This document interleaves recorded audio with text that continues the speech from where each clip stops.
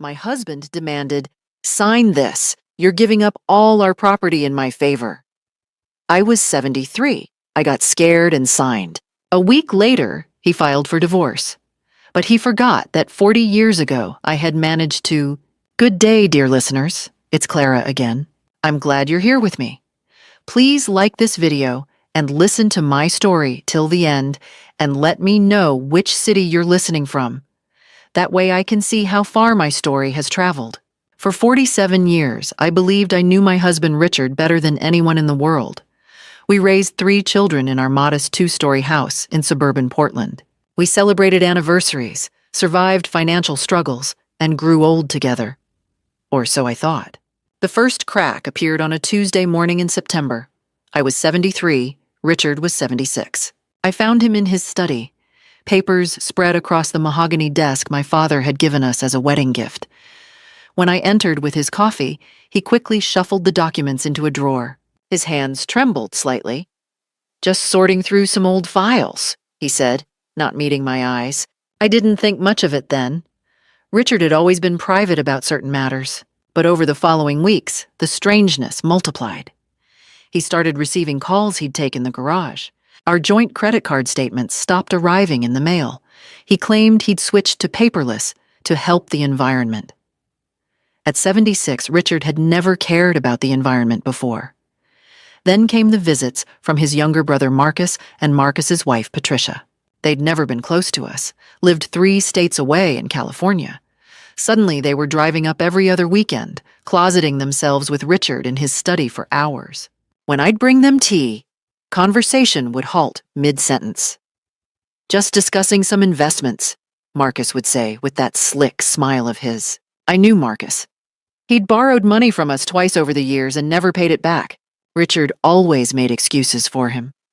"He's family," he'd say. One evening in late October, I overheard Richard on the phone in the garage. "I hadn't meant to eavesdrop. I was simply taking out the recycling. I told you, she doesn't suspect anything." Richard's voice carried through the thin garage door.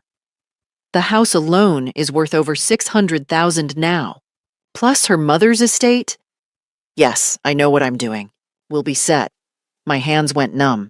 The recycling bin clattered to the ground. Who was he talking about? Surely not me? I stood frozen in our driveway, the November wind cutting through my cardigan, staring at our house. Our house. The one we'd bought together in 1978, the one where I'd raised our children, planted the garden, painted every room at least twice. Was Richard actually planning something? The confrontation came 2 weeks later, on a gray afternoon that seemed to leach all color from the world. I was folding laundry in the living room when Richard walked in with Marcus. Both their faces were set, hard. "Barbara," Richard said, my name sounding foreign in his mouth. "We need to talk." He placed a document on the coffee table, legal-sized papers dense with text. "What is this?" I asked, though my heart already knew. "You need to sign this," Richard said. His voice was flat, mechanical. "It's just a formality, reorganizing our assets for tax purposes." I picked up the papers with shaking hands. Through my reading glasses, the words swam into focus. Transfer of all marital property, relinquishment of ownership rights, sole ownership to Richard James Morrison. "This says I'm giving up everything," I whispered. "The house, the savings, everything." "It's just paperwork, Barbara," Marcus interjected smoothly. "Smart estate planning. Reduces tax burden." "Then why am I signing away my rights?" I looked at Richard. "Why not both our names?" Richard's face flushed red. His hand slammed down on the table, making me jump. "Sign it!" he shouted. "Stop questioning everything. You're giving up all our property in my favor. This is my decision." I had never heard him yell like that in 47 years. Never seen that coldness in his eyes. At 73, I suddenly felt every one of my years. My hands trembled. My heart raced. Marcus stood behind Richard like a silent enforcer. What if I refused? What if Richard became violent? I was alone in this house with two men who suddenly seemed like strangers. Fear won. With a shaking hand, I signed my name on every line Richard pointed to. Barbara Ann Morrison. Over and over, signing away my life. Good, Richard said, gathering the papers quickly. That wasn't so hard, was it? He and Marcus left the room. I heard them laughing in the kitchen. I sat there in the growing darkness, the pen still in my hand, realizing I had just made a terrible mistake. 1 week later, the divorce papers arrived. The envelope sat on the kitchen counter like a coiled snake. Petition for dissolution of marriage. The words blurred as tears filled my eyes. Richard wasn't home. He'd been staying at Marcus and Patricia's place, temporarily, he'd said. Temporary. After 47 years of marriage, I'd become temporary. I made myself read through every page. Richard was filing for divorce on grounds of irreconcilable differences. He wanted the house, my house, sold. Proceeds to go entirely to him based on the property agreement signed November 15th. He wanted the savings accounts, the investment portfolio my mother had left me, even the vintage car that had been my father's. I would get nothing, not even spousal support.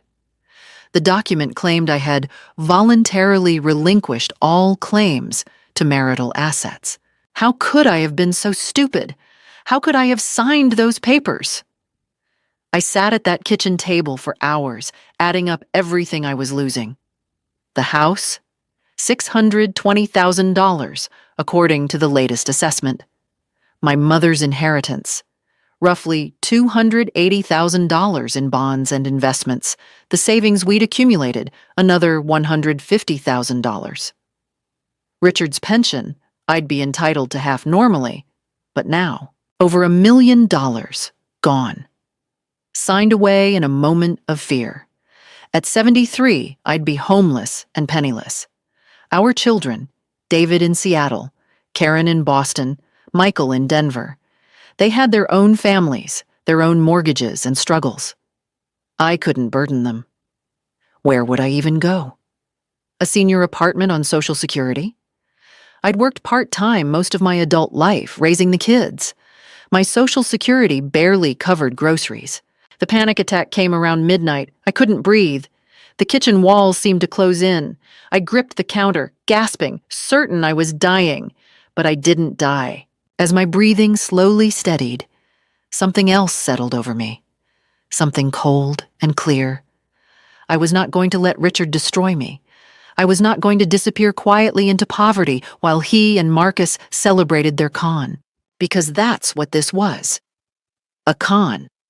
Probably planned for months, maybe years. How long had Richard been pretending to love me while plotting this? I made tea, chamomile, my mother's remedy for everything, and forced myself to think strategically. What resources did I have? What had I overlooked? That's when I remembered. My hand froze halfway to my mouth, the teacup trembling, 40 years ago. The summer of 1985. I had been 33, pregnant with Michael, our youngest. Richard had just started his new job at the aerospace company. We'd been so happy, so hopeful about our future. My mother had pulled me aside during a visit. "Barbara," she'd said, her face serious in a way I'd rarely seen. "I want to give you something. Not for Richard to know about. Just for you." She'd taken me to her lawyer's office in downtown Portland. There, she'd set up a trust. A small piece of property she owned in the Columbia River Gorge, 20 acres of forested land she'd inherited from her parents. Remote, undeveloped, worthless at the time. "Men change," my mother had said quietly. "I loved your father, but I watched my friends lose everything in divorces. This land is in your name only. A trust your husband cannot touch. Don't tell Richard. Keep the documents safe. Hope you never need it, but if you do..." I had put those documents in my safety deposit box at the bank, the box Richard didn't know existed, opened with money from my part-time bookkeeping jobs. Over 40 years, I'd received annual property tax bills, tiny amounts, $200 or $300, which I'd paid from my small personal checking account. I hadn't thought about that land in years. It was just forest, after all. No road access, no utilities. But what was it worth now? The Columbia River Gorge had exploded in value. Hiking trails, tourism, wealthy Portland families building vacation homes. My hands shook as I opened my laptop. A gift from Karen last Christmas. I searched for comparable properties in the area. My breath caught. 20-acre lots in the gorge were selling for $400,000. Sometimes more. I had an asset. An asset Richard knew nothing about. An asset he couldn't claim because it wasn't marital property. My mother had established the trust before our marriage, technically, though she'd transferred it to me after. For the first time in a week, I smiled. Richard thought he'd taken everything, but he'd forgotten one crucial detail. He'd underestimated me. I needed a lawyer. A good one. Not the family attorney Richard used, someone completely separate. Someone who would fight for me. Tomorrow, I would start fighting back. Tonight, I finally slept. The law office of Jennifer Chen was nothing like the mahogany-paneled establishment where Richard's attorney worked. It occupied the third floor of a converted warehouse in northeast Portland, all exposed brick and large windows. Jennifer herself was in her early 40s, sharp-eyed, with a reputation for taking on difficult divorce cases. "Mrs. Morrison," she said, shaking my hand firmly. "Tell me everything." I did. The entire story spilled out. Richard's strange behavior, Marcus's involvement, the coerced signature, the divorce papers. Jennifer listened without interrupting, taking notes on her laptop. When I finished, she leaned back in her chair. "The document you signed is problematic," she said honestly, "but not necessarily fatal to your case. You were coerced, that's duress. You're elderly." "I'm 73, not senile," I interrupted. She smiled slightly. "Poor choice of words. You're a senior citizen who was intimidated by two men into signing away your rights without independent legal counsel present. That's textbook duress. We can fight this." Relief flooded through me. "And the land? The trust my mother set up?" Jennifer's expression brightened.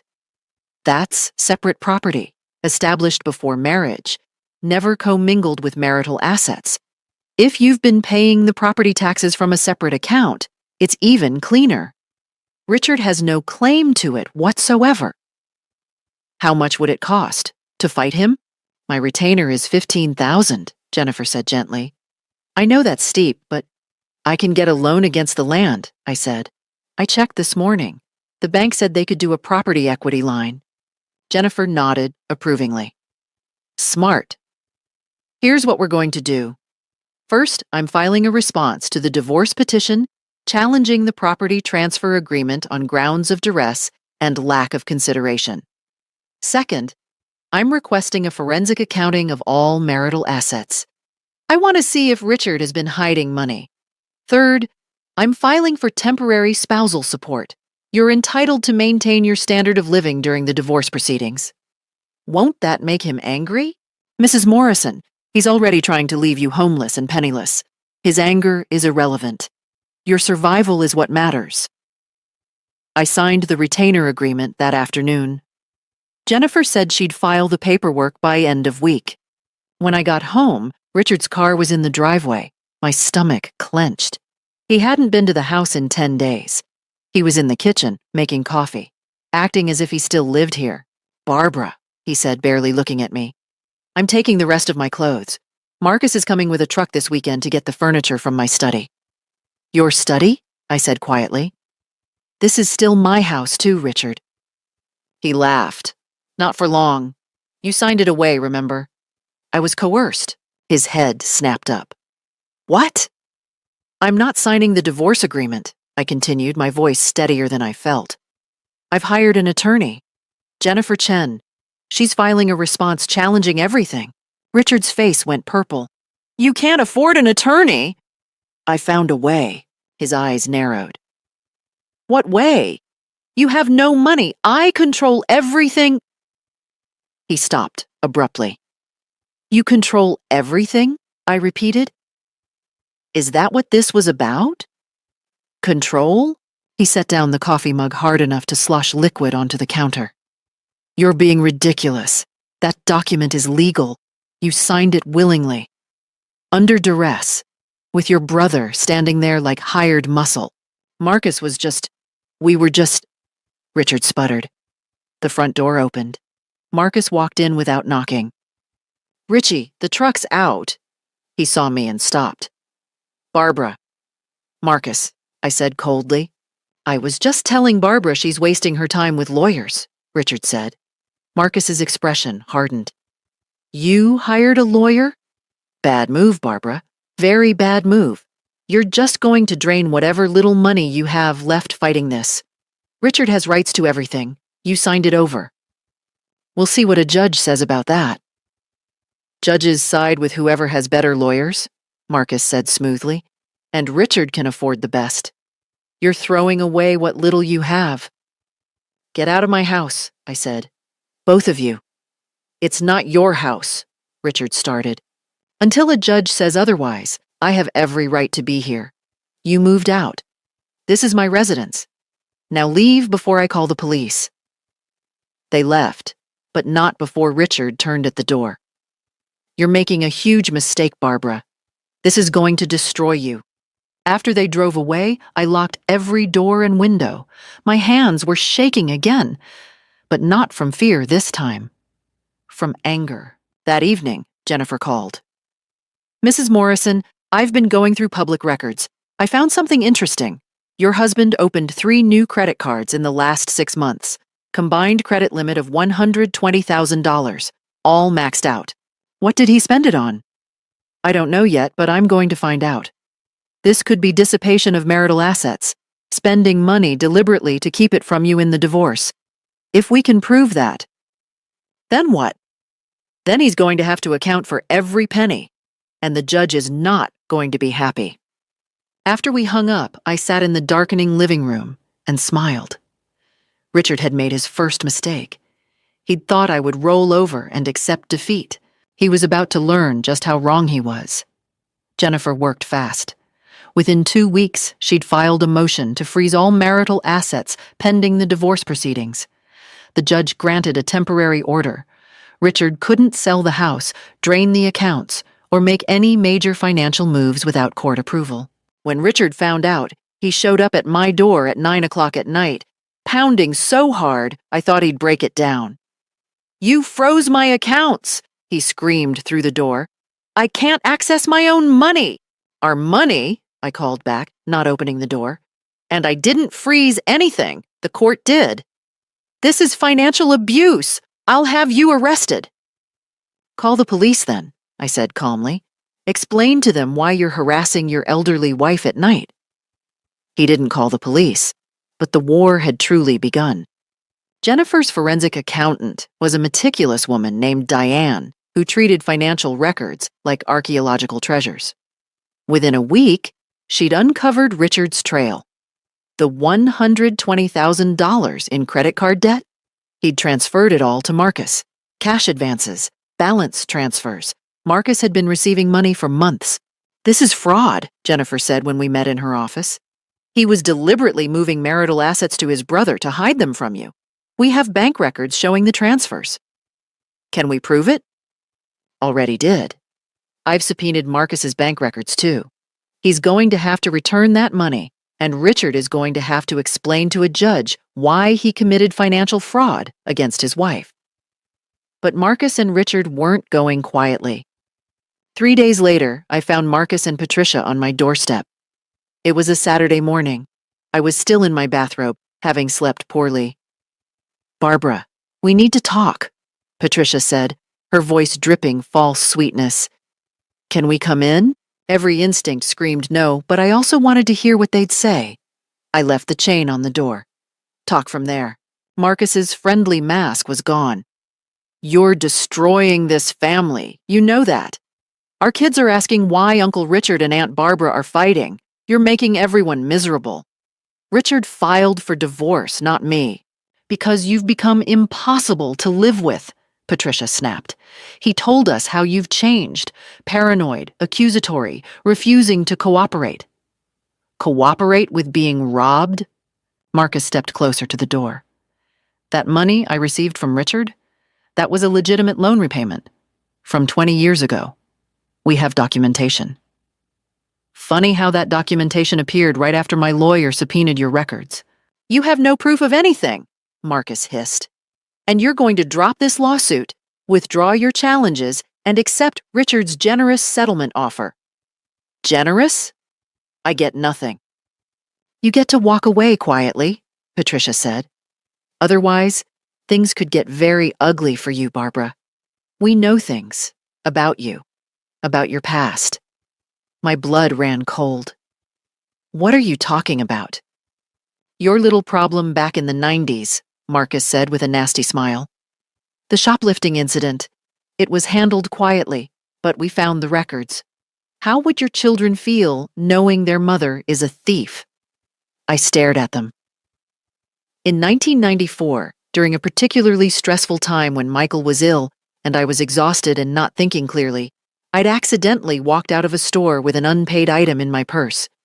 Security had stopped me. It had been mortifying, but the store manager had been kind. No charges, just a warning, after I'd explained and offered to pay double. You're going to blackmail me with a 30-year-old mistake that was never even prosecuted? We're offering you a way out, Marcus said. Drop the challenges. Take Richard's deal. Or we start making phone calls. To your kids. To your church friends. To everyone you know. We'll make sure everyone knows what kind of person you really are. My hands clenched the edge of the door. Part of me wanted to slam it in their faces, but another part, the part that had learned to be strategic, wanted to know everything. Get off my property, I said quietly, and tell Richard that if he wants to negotiate, he can do it through lawyers like civilized people, not through threats and blackmail. You're making a mistake, Marcus started. I'm calling the police, right now. You have 10 seconds to leave. They left, but Marcus turned at the end of the walkway. This isn't over, Barbara. We're just getting started. I closed the door, locked it, and leaned against it, my heart racing. Then I called Jennifer. They threatened you, she said, fury in her voice, with blackmail. Barbara, that's a crime. We could file charges. No, I said slowly. Not yet. Let them think they've intimidated me. Let them feel confident. What are you thinking? They're desperate. People make mistakes when they're desperate. I want to see what they do next. Jennifer was quiet for a moment. You're tougher than they thought, aren't you? My mother taught me something, I said. Never let them see you sweat. And never, ever underestimate a grandmother. Over the next few days, I did something Richard wouldn't expect. I went quiet. No lawyer calls, no demands, no confrontations. I let them wonder. I spent the time resting, walking in the park near my house, having coffee with my neighbor Helen, who'd been my friend for 20 years. I needed to recharge. The stress had been wearing me down. I'd lost 10 pounds, wasn't sleeping well. You look exhausted, Helen said over coffee at her kitchen table. I am, I admitted, but I can't stop now. What did Richard do to deserve this fight? I told her. Everything. When I finished, Helen was quiet for a long moment. Then she said, My divorce nearly destroyed me. I let my ex take everything because I was too tired to fight. Don't be like me, Barbara. Finish this. I will, I promised. By the end of the week, I felt stronger, ready for whatever came next. And something was definitely coming. I could feel it. The letter arrived on a Thursday. Expensive cream-colored paper, Richard's careful handwriting. My dearest Barbara. I've had time to reflect on everything that's happened between us. I realize now that we've both made mistakes. Perhaps we've let lawyers and misunderstandings drive us apart. I miss you. I miss our life together. Could we meet? Just the two of us, no lawyers, no family. Let's talk like we used to. I think we can work this out if we just sit down together. I still love you. I've always loved you. Yours, Richard. I read it twice, standing in my kitchen. On the surface, it was everything I might have wanted to hear a month ago. An apology, a reconciliation. But I knew Richard. 47 years of marriage taught you the difference between genuine emotion and calculated manipulation. This wasn't love. This was strategy. Still, I was curious. What was Richard playing at? What did he really want? I texted him back. Coffee, Monday afternoon, the cafe on Morrison Street, 2 p.m. Public place, daytime, people around, safe. Jennifer was less enthusiastic when I told her. He's going to try to get you to drop the case, she warned. Promise you won't sign anything, agree to anything, without calling me first. I won't. I just want to hear what he has to say. Monday came. I arrived at the cafe 15 minutes early, chose a table near the window where I could see the street, and ordered chamomile tea. Richard arrived exactly on time, carrying flowers. Roses. My favorite. Once upon a time. Barbara, he said softly, setting them on the table. Thank you for meeting me. He looked older, tired. Part of me felt a pang of sympathy. 47 years don't dissolve easily. But I kept my expression neutral. What do you want, Richard? He sat down, reached across the table for my hand. I pulled it back. I want to fix this, he said. I've been an idiot, a fool. Marcus got in my head with all these ideas about protecting assets, estate planning. I lost sight of what matters. You matter. Our marriage matters. You filed for divorce. I'll withdraw it. We can tear up those papers you signed, start fresh, see a marriage counselor, whatever you want. I sipped my tea. And the money Marcus took? Richard's jaw tightened slightly. That was a legitimate loan repayment. Your brother never paid us back for anything in 40 years, but suddenly he's repaying a mystery loan the exact same week I hire a lawyer? Richard, do you think I'm stupid? No. I think you're suspicious and hurt, and you have every right to be. But we can move past this. What about the house? The assets? We'll put everything back in both our names. Joint ownership, like it should be. I was wrong to ask you to sign them over. It was a good performance. If I hadn't known better, I might have believed him. I need time to think, I said. Of course. Take all the time you need. He stood, started to leave, then turned back. Barbara, I know you used that land your mother left you to pay for your lawyer. That property is valuable now. If you drop this divorce, you won't need the lawyer. You could sell that land. We could use the money for retirement. Travel. Do all the things we always talked about. There it was. The real reason for this meeting. He knew about the land. Somehow, he'd found out. And now, he wanted it. How did you know about the property? I asked quietly. Richard's expression flickered.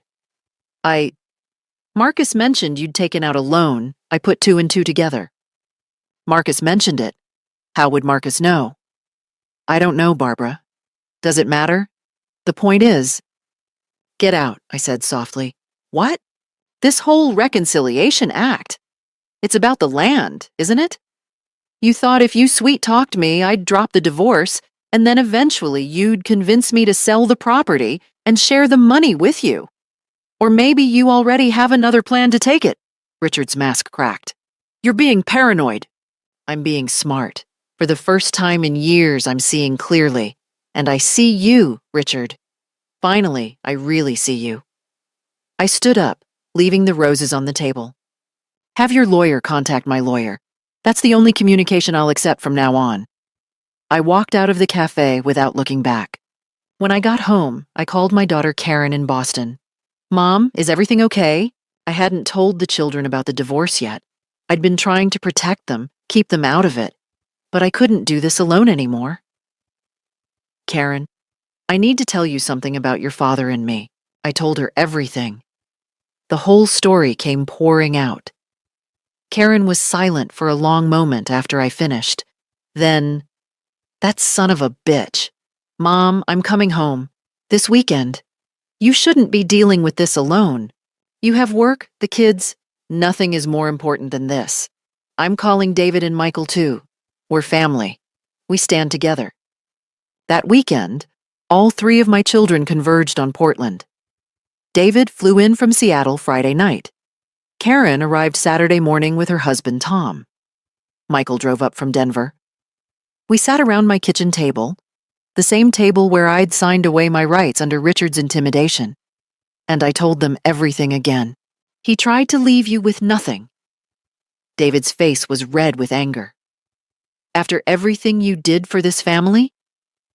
Did Uncle Marcus really help him? Michael asked quietly. He'd always liked Marcus.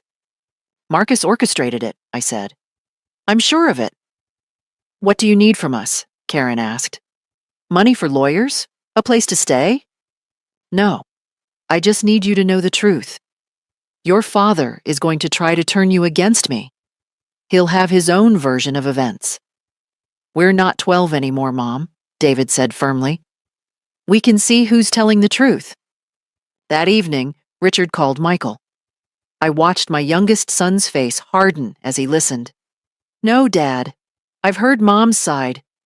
I don't care what you think happened. You know what? Don't call me again until you're ready to do right by her. He hung up. He said you're mentally unstable, Michael told me. That you're imagining conspiracies. That Marcus is just trying to help. Do you believe him? Hell no, I've never heard you sound more clear-headed in my life.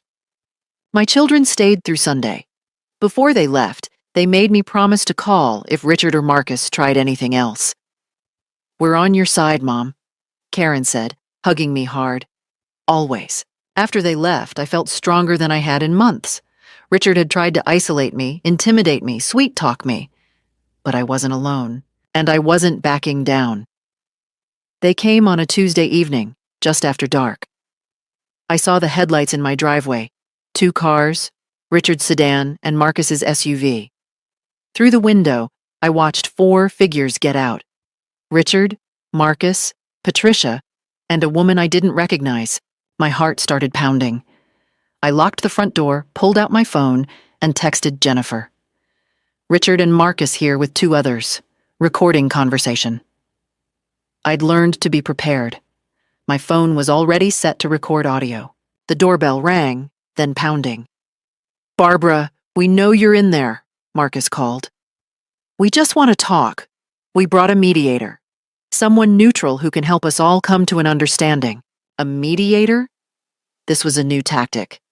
Against my better judgment, or maybe because I wanted witnesses to whatever they were planning, I opened the door with the chain still on. What do you want? The unknown woman stepped forward. She was about 50, professionally dressed, carrying a leather portfolio. Mrs. Morrison, I'm Dr. Sheila Brennan. I'm a family counselor and mediator. Your husband asked me to facilitate a conversation between you all. May we come in? I don't recall agreeing to any mediation. Barbara, please, Richard said, his voice wounded. We're trying to be civilized here. We're trying to make peace. Our children are suffering because of this conflict. Our children support me, I said. Patricia's expression soured. That's because you've poisoned them against their father. You've manipulated them with lies. The only lies in this family came from your husband and mine. Mrs. Morrison, Dr. Brennan interjected smoothly, I understand emotions are high. That's exactly why a neutral third party can help. Just 30 minutes of conversation. That's all we're asking. Something about this felt wrong, but they had a professional mediator. Maybe I could use this to get Richard and Marcus on record admitting things. Fine, 30 minutes. Living room only. I unchained the door. It was a mistake. They settled into my living room like invading forces. Dr. Brennan took the armchair, my chair. Richard and Marcus sat on the sofa. Patricia perched on the ottoman, blocking the path to the front door. I sat in the dining room chair I'd brought in, phone in my pocket, recording everything. Now, Dr. Brennan began, I've heard Richard's perspective on the situation. Barbara, Why don't you share yours? I gave the abbreviated version, the coerced signature, the divorce filing, the hidden financial transfers. Dr. Brennan nodded sympathetically.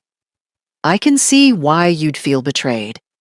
However, Richard has explained that the property transfer was for legitimate estate planning purposes, and that you've since hired an aggressive attorney who's frozen all family assets, making it difficult for Richard to even pay his bills. Aggressive attorney? I repeated. Her words, not mine, Dr. Brennan said. But I have to ask, is punishing Richard really in anyone's best interest? You've been married nearly 50 years. Surely there's a path to reconciliation. I'm not interested in reconciliation with a man who tried to steal everything from me. Steal? Richard exploded. I built that wealth. I worked for 40 years while you stayed home. Raised your children, you mean? Managed your household, supported your career. Ladies, gentlemen, Dr. Brennan said, let's stay constructive. Barbara, Richard has prepared a new settlement offer. Very generous. He's willing to give you the house, my house, and a monthly stipend for life. In return, you'd sign over the investment portfolio and your agreement not to pursue any claims against Marcus for the loans. There it was. They wanted me to legitimize Marcus's theft. No.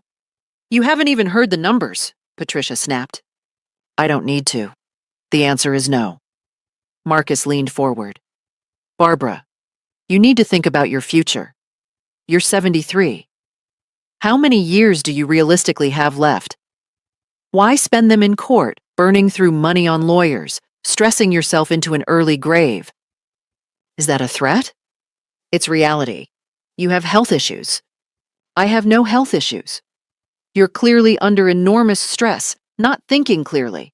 Dr. Brennan can attest that your behavior today has been irrational and hostile. I looked at Dr. Brennan. Her expression was carefully neutral, but something in her eyes. You're not a real mediator, are you? I said slowly. You're someone Marcus hired. Maybe an actress. Maybe a friend. But you're not neutral. Dr. Brennan's mask slipped for just a second. Mrs. Morrison, I'm a licensed family therapist. Then you'd know that ethical mediators don't come to someone's home unannounced at night with only one party's perspective. Let me see your credentials. She didn't move. Barbara, you're being paranoid again, Richard said. This is exactly what we're talking about. You've become suspicious, hostile, impossible to reason with. Get out of my house. We're trying to help you, Patricia shrilled. You're going to lose everything. The judge will see you're incompetent, unstable. I said, get out. Marcus stood slowly. All pretense of friendliness was gone. You're making the biggest mistake of your life. You think you're winning because you've got our assets frozen? We'll bury you in legal fees. We'll drag this out for years. You'll die before this is settled, Barbara. Is that what you want? What I want is for you to leave my property, now, or I'm calling the police. Call them, Marcus sneered. Tell them you're harassing your elderly husband who just wants to settle things peacefully. I pulled out my phone, dialed 911. Yes, I need police at 1247 Elm Street. My estranged husband and his family have entered my home and are refusing to leave. Richard's face went pale. You're calling the cops on me? You don't live here anymore, Richard. You're trespassing. They left finally, but the fury in Marcus's eyes was terrifying. At the door, he turned back. You're going to regret this. We were offering you a way out. Now we're going to destroy you. After they'd gone, I stood in my living room, shaking. The police arrived 10 minutes later. I gave a statement, showed them the divorce papers proving Richard had moved out. You might want to consider a restraining order, ma'am, the younger officer said, if they come back. After they left, I sat in the darkness, my heart still racing. They'd tried kindness. They'd tried intimidation. Now they were threatening all-out war. Part of me was terrified. But another part, the part that had been growing stronger these past weeks, was grimly satisfied. Let them show their true colors. Let them make mistakes in their anger. I was ready. The courthouse was granite and glass, imposing and cold. The divorce hearing was scheduled for 9 a.m. on a Friday in late February, 3 months after this nightmare had begun. Jennifer had prepared me well. Just answer the questions honestly and calmly. Don't let Richard's lawyer provoke you. We have the evidence. We have the truth. That's all we need. I wore my navy blue suit, the one I'd bought for Karen's wedding. I wanted to look dignified, capable. Not like the frightened woman who'd signed away her rights in her living room. Richard arrived with his attorney, Howard Finch, a silver-haired man in an expensive suit. Marcus and Patricia sat in the gallery behind them. All three stared at me with barely concealed hatred. My children sat behind me. David, Karen, and Michael had all taken time off work to be here. Their presence steadied me. Judge Patricia Reeves was in her 60s, sharp-eyed and no nonsense. She'd reviewed all the pre-trial filings. Now she wanted to hear directly from us. "Mr. Finch, you may begin," she said. Finch stood. "Your Honor, this is a straightforward dissolution of marriage. Mrs. Morrison signed a clear, legal document transferring property rights to my client. She now suffers from buyer's remorse and has hired an attorney to overturn a valid agreement." "Ms. Chen," the judge said.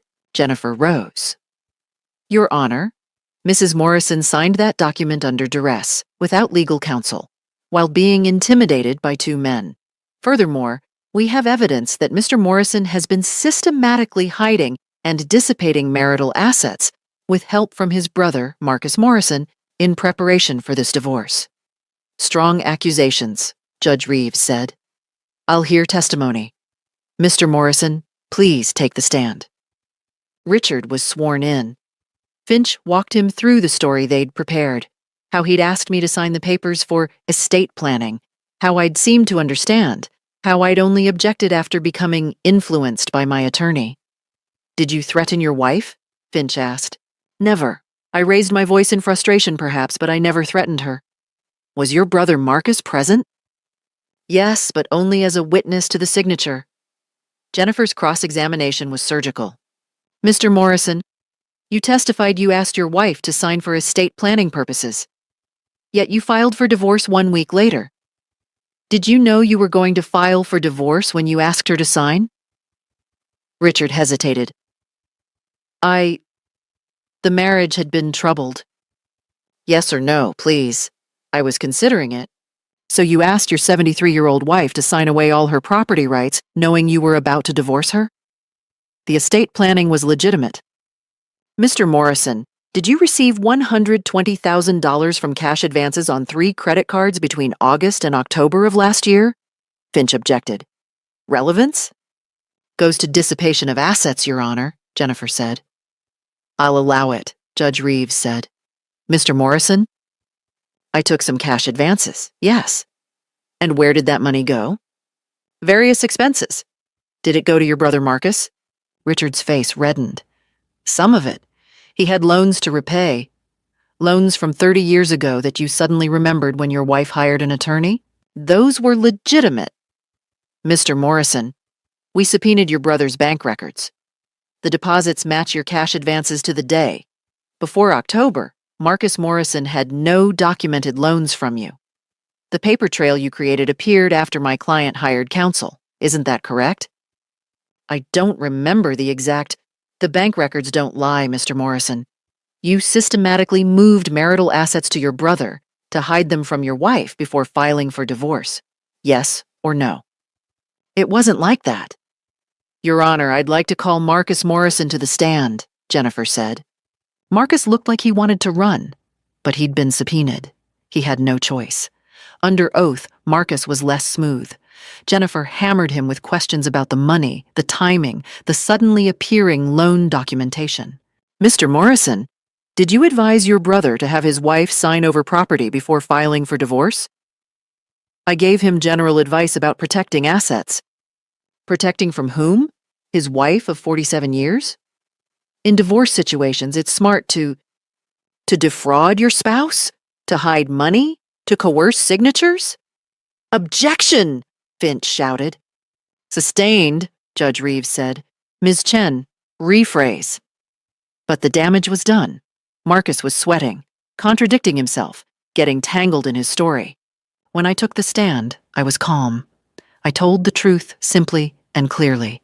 The intimidation, the fear, the signature, Richard's coldness, Marcus's threats, the fake mediator. Did you understand what you were signing? Jennifer asked. Yes.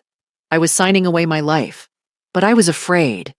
My husband had never spoken to me that way, never looked at me with such contempt. I thought if I didn't sign, something worse would happen. Do you want to be divorced from your husband? I looked at Richard. He stared back, his expression hard. No, I said honestly. I wanted to spend my old age with the man I married, but that man is gone. The person sitting over there is a stranger. So yes, I'll accept the divorce. But I won't accept being robbed. The hearing lasted 6 hours. By the end, Judge Reeves had heard enough. I'll issue my ruling in writing within 2 weeks, she said, but I'll give you my preliminary thoughts now. Mr. Morrison, the evidence suggests a pattern of financial misconduct and marital asset dissipation. The property transfer document Mrs. Morrison signed appears to have been obtained through duress and will likely be voided. I'm continuing the freeze on all assets pending final distribution. Temporary spousal support will be paid by Mr. Morrison to Mrs. Morrison in the amount of $4,000 monthly. This court is adjourned. Richard's face went white. Marcus cursed under his breath. We'd won. Not everything. Not yet. But we'd won the battle that mattered. Outside the courthouse, my children hugged me. Mom, you were amazing, Karen said, tears in her eyes. The judge saw right through Dad and Uncle Marcus, David added. Jennifer smiled. The written ruling will be even better. Trust me. I looked back at the courthouse. Through the glass doors, I could see Richard and Marcus arguing with their lawyer. They'd underestimated me. They'd thought I was weak. They'd learned otherwise. Judge Reeves's written ruling arrived 2 weeks later. Jennifer called me the moment she'd finished reading it. Barbara, sit down. You're going to want to be sitting for this. My hands trembled as I opened the PDF she'd emailed. The ruling was 32 pages long. I skipped to the conclusion. The court finds that the property transfer agreement signed by Barbara Morrison on November 15th was obtained through duress and undue influence and is hereby void and unenforceable. All property rights revert to their status before the agreement was signed. Furthermore, the court finds that Richard Morrison engaged in systematic dissipation of marital assets by transferring $120,000 to his brother Marcus Morrison under false pretenses. Marcus Morrison is hereby ordered to return the full amount, plus interest, within 30 days. The court finds Richard Morrison's conduct during these proceedings to be dishonest and undertaken in bad faith. As such, the court awards Barbara Morrison the marital home at 1,247 Elm Street, valued at $620,000 as her sole and separate property, 75% of all remaining marital assets, including savings, investments, and Richard Morrison's pension, of which she is awarded 60% rather than the standard 50%. Permanent spousal support of $5,500 per month until her death or remarriage. $85,000 in attorney's fees to be paid by Richard Morrison, Barbara Morrison's separate property, including the trust property in the Columbia River Gorge, remains her sole and separate property. Richard Morrison is awarded 25% of remaining marital assets, his personal belongings. No claim to spousal support. The court further orders that Marcus Morrison's fraudulent receipt of marital funds be investigated by the district attorney's office for potential criminal charges. I read it 3 times to make sure I wasn't misunderstanding. I'd won. Everything. The house was mine. The money was mine. The land my mother had given me was protected. and Richard had to pay me every month for the rest of my life. But it was the final paragraph that made me smile. This court does not look favorably upon attempts to defraud a spouse of nearly 50 years through intimidation and financial manipulation. Mr. Morrison's conduct has been reprehensible. Mrs. Morrison is entitled to security and dignity in her retirement years, which this ruling aims to provide. Jennifer was laughing when she called back. Did you see the part about criminal investigation? Barbara, Marcus could face charges for receiving stolen property. This is even better than I hoped. Richard's lawyer filed an appeal, of course. But appeals take money, and Richard's assets were now severely limited. The temporary support became permanent. Every month, like clockwork, $5,500 appeared in my account. The house sale Richard had hoped for never happened. Instead, I stayed in my home, the home I'd made, the home I'd raised my children in. Marcus had to sell his house in California to repay the $120,000. Patricia called me once, screaming about how I'd destroyed their lives. I hung up on her. The Columbia River Gorge property. I kept it for a year, then sold it for $485,000. I used some of the money to travel, something Richard and I had always talked about, but never done. I went to Italy with Karen, to Scotland with David. Michael and I visited the Grand Canyon. The rest I put in trust for my grandchildren's education. Richard, meanwhile, moved into a small apartment in Beaverton. The 25% of assets he received wasn't nothing, but it wasn't the fortune he'd planned on. His lifestyle had to change dramatically. No more country club, no more expensive dinners, no more playing the successful retiree. I heard through mutual friends that he and Marcus weren't speaking anymore. The criminal investigation into Marcus went nowhere. Not enough evidence for charges, apparently, but the public record of the case was enough. Marcus's reputation in his business community was destroyed. Patricia divorced him 6 months later. Richard tried to contact me once, about a year after the divorce was final. He sent another letter. Barbara, I know I don't deserve your forgiveness, but I'm asking for it anyway. I was a fool. I listened to the wrong people. I threw away the best thing in my life. Can we at least be friends? I tore up the letter without responding. Some betrayals can't be forgiven. Some bridges once burned can't be rebuilt. He'd shown me who he truly was. I believed him. My lawyer, Jennifer, became a friend. We had lunch once a month, comparing notes on our lives. You know what the best part of your case was? She said one day. Watching you transform. You came into my office terrified and defeated. You left a warrior. My mother would be proud, I said. She tried to teach me to always have something of my own, something no one could take. I finally understood why. The final blow to Richard came from an unexpected source. Our children. David, Karen, and Michael had tried to maintain relationships with their father after the divorce, but Richard couldn't help himself. He kept making excuses, blaming me, asking them to understand his side. At Christmas dinner, which I hosted at my house with all my children and grandchildren, Karen told me what had happened. Dad called last week and asked to borrow money, said his rent was going up and his budget was tight. I asked him what happened to his assets from the divorce. He said you'd taken everything. What did you say? I told him I'd read the court ruling.